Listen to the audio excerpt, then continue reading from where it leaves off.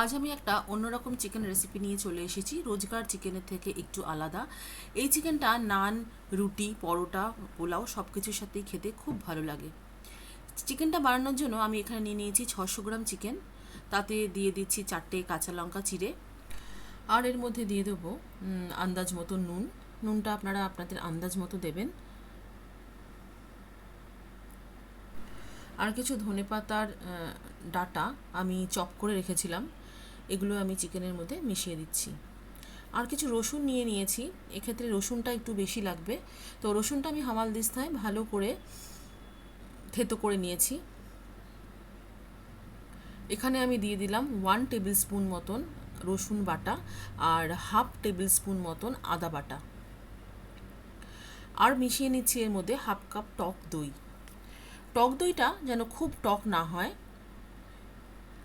আর মিশিয়ে দিচ্ছি 1 টিস্পুন মতন কাশ্মীরি লঙ্কার গুঁড়ো আর 1/2 টিস্পুন হলুদ গুঁড়ো। আর মিশিয়ে দেবো এর মধ্যে 1 টেবিল স্পুন ধনে গুঁড়ো। অন্য একটা ফ্রাই প্যানে আমি কিছু তেল নিয়ে নিয়েছি, তেলে অল্প ঘি মিশিয়ে এখানে চপ করে রাখা মোটামুটি 3টে পেঁয়াজ আছে, বড় সাইজের 3টে পেঁয়াজকে আমি এখানে লাল করে ভেজে নেব। এক্ষেত্রে গ্যাসের ফ্লেমটা আমরা হাই থেকে মিডিয়ামের মধ্যেই রাখবো, খুব লো ফ্লেমে আমরা পেঁয়াজটা ভাজবো না। পেঁয়াজটা খুব সুন্দর করে গোল্ডেন ব্রাউন হওয়া পর্যন্ত ভেজে নিতে হবে।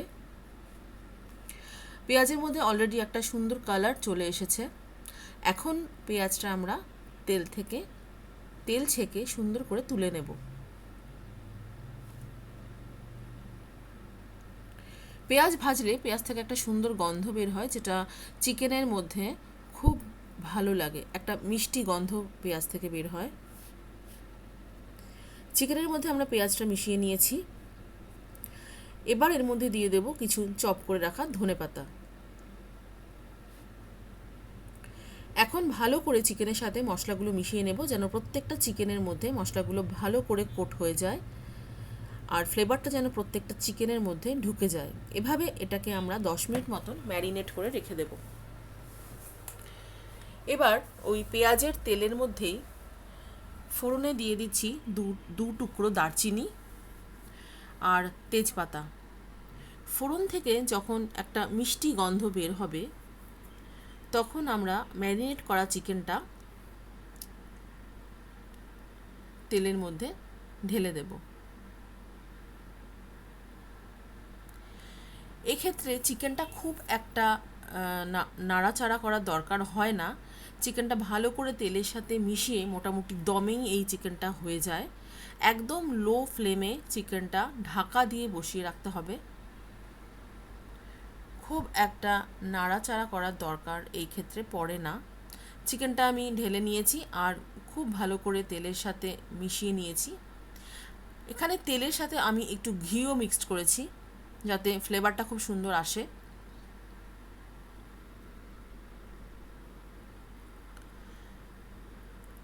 ভালো করে চিকেনটা মিশিয়ে নিয়ে এখন চিকেনটা আমি ঢাকা দিয়ে দেব,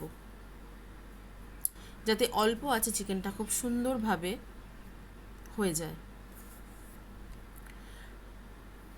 মোটামুটি 15 থেকে 20 মিনিটের মধ্যে আমাদের চিকেনটা হয়ে যাবে। এদিকে আমি কিছু মশলা নিয়ে নিয়েছি, দারচিনি, ছোট এলাচ, বড় এলাচ, লবঙ্গ, জয়িত্রী, তেজপাতা আর কিছু গোলমরিচ।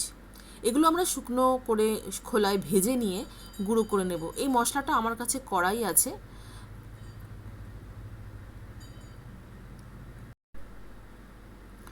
এদিকে আমাদের চিকেনটা কিন্তু 15 মিনিট হয়ে গেছে, চিকেনটা মোটামুটি সফট হয়ে গেছে।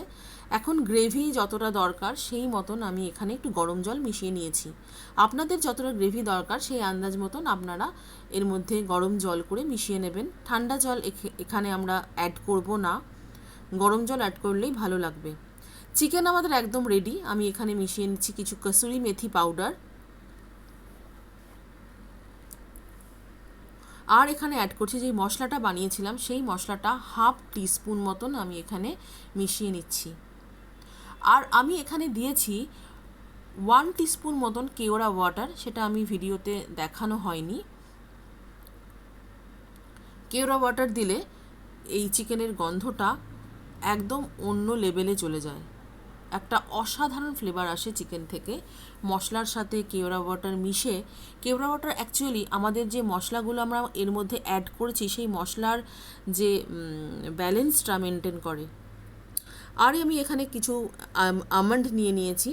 আমন্ডগুলো ভালো করে চপ করে নিচ্ছি। অন্য একটা ফ্রাই প্যানের মধ্যে অল্প তেল আর ঘি মিশিয়ে এখানে আমি এই আমন্ডটা ভালো করে ভেজে নেব। হালকা আঁচেই এটা ভাজতে হবে যাতে আমাদের আমন্ডটা পুড়ে না যায়। আমন্ডটা হালকা গোল্ডেন ব্রাউন করে ভেজে নেব।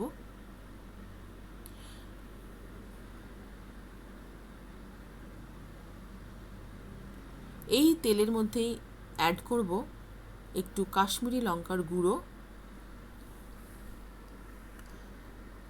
ফ্লেমটা ক্ষেত্রে লোতেই রাখতে হবে যাতে আমাদের মশলাটা পুড়ে না যায়।